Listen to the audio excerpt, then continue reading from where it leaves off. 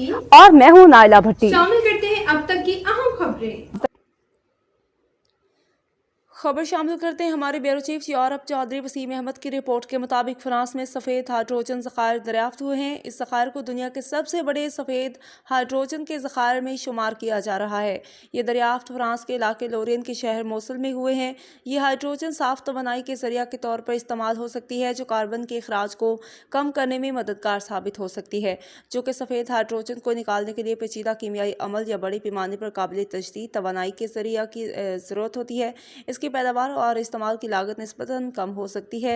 साइंसदानों ने दरियाफ्त इस वक्त की जब वो मीथेन गैस की तलाश में थे, लेकिन उन्हें 1250 मीटर की गहराई में तकरीबन 40 मिलियन टन सफ़ेद हाइड्रोजन का एक बहुत बड़ा ज़ख़ीरा मिला।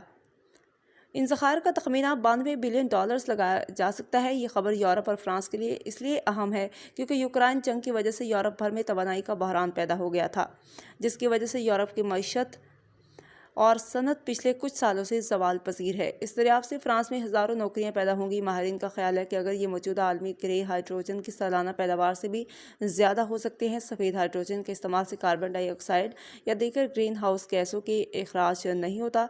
सफ़ेद हाइड्रोजन को मुख्तलिफ शोबों में इस्तेमाल किया जा सकता है, जैसे गाड़ियों के ईंधन के तौर पर हाइड्रोजन फ्यूल सेल्स, सनती अमल मसलन स्टील या केमिकल की तैयारी में, और जैसे कि बिजली पैदा करने। माहिरीन इसको फ्रांस की मईशत के लिए इंतहाई अच्छी खबर के तौर पर देख रहे हैं। के लिए इतना ही। मज़ीद खबरों और अपडेट्स के लिए देखते रहें साहिबा न्यूज़ HD।